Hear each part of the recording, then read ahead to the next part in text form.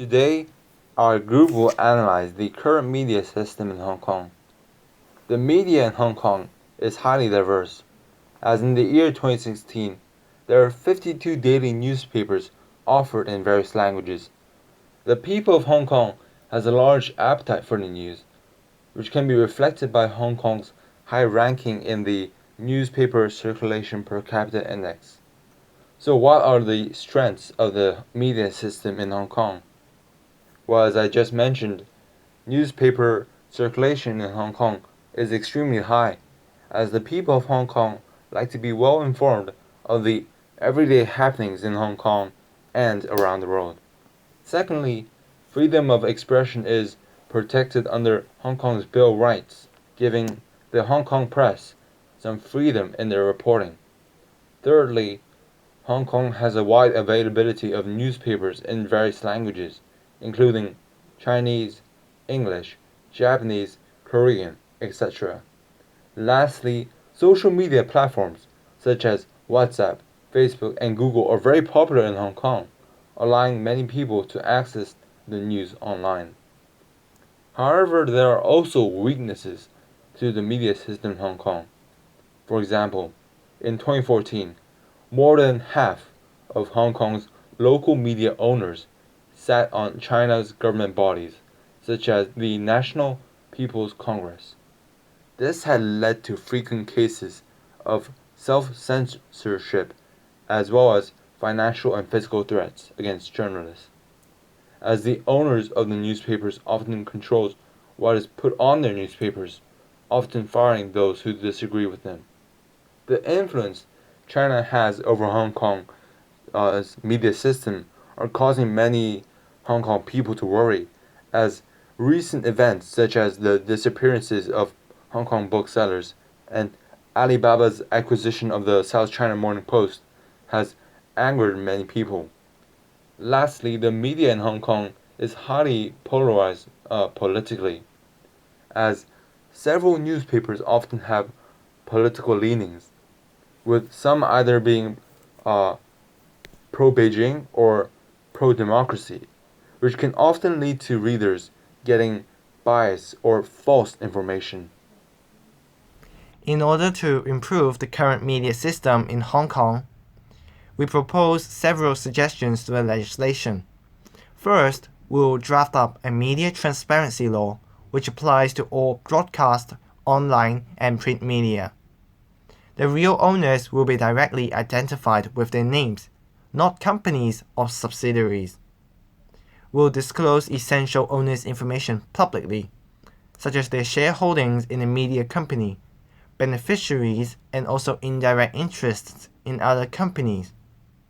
With these information, the public may know who is actually behind the media more easily. They may also help to identify possible cases of abuse of power or conflict of interest. Media transparency law is already implemented in European countries such as Austria and Croatia, and is being promoted to other countries also. Take News Corporation in the United States as an example. Their ownership structure consists of mainly 4 levels, with the bottom level as the media outlets we currently see. But on top of them, there are News Corporation and News Corporation United States, and their owners are Liberty Media Corporation and Murdoch Interests. But without actually identifying their names, it is hard for the public to know who is actually behind them. We also propose to simplify the licensing process, to approve more free TV license to businesses. This will help to have more TV channels, especially we may also cater for foreigners such as Filipinos and Indians, which consist a large population here in Hong Kong. We also propose to simplify the licensing process for both TV and radio. Currently, the newspaper registration only requires the registration of owner, editor, and also their addresses for contact. For TV and radio, we think that it should also be possible.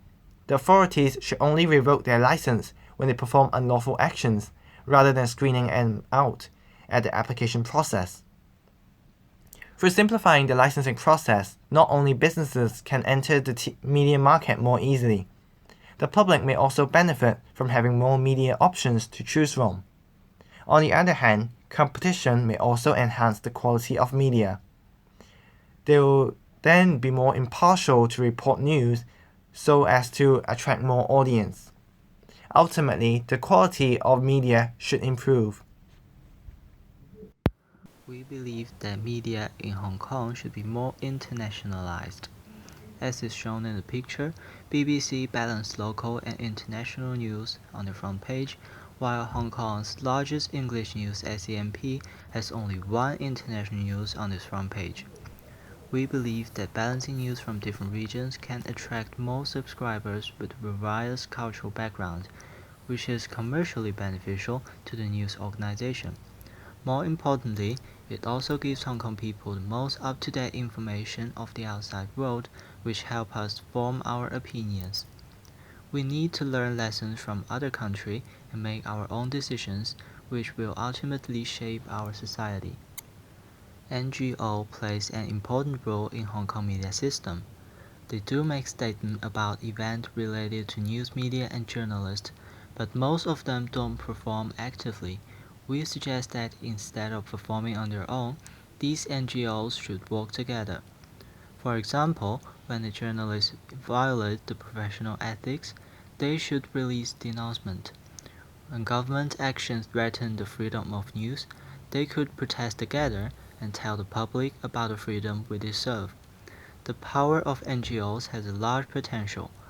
As organizations composed of professional journalists, NGOs have a deeper insight of current media system.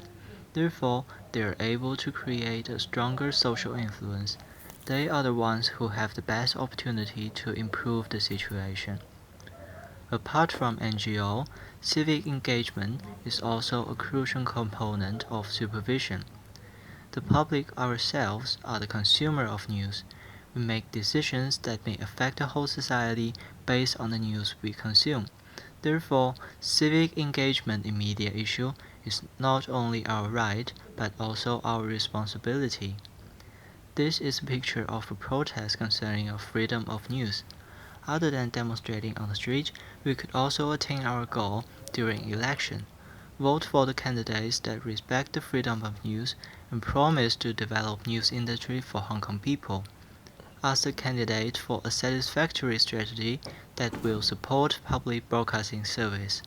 Our appeal should be heard and seriously considered, and finally executed according to a viable strategy. Government subsidy and empowerment. Talented and motivated individuals who can actually make a difference in Hong Kong's public sphere need an incentive to do so. Living in Hong Kong can be an expensive task, and the Hong Kong government can help them out by giving them certain incentives, like free office spaces or lower taxes. They can also empower journalists by financing them. Freelance journalism in today's world, and especially in Hong Kong, is a way of creating a neutral media and developing wider opinions. Also, over time, their investment pays off since it starts creating jobs. Protection. Hong Kong government offers the freedom of speech, and therefore a journalist should have the right to publish whatever he or she deems necessary and important. However, recent events like the disappearance of the mighty current publishing employees and threats to journalists shows you just how much journalists need aid and protection from the government.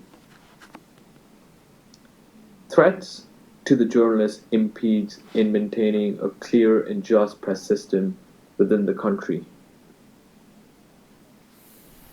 In the end, what we'd like to conclude is that the media in Hong Kong is very close to the polarized pluralist model.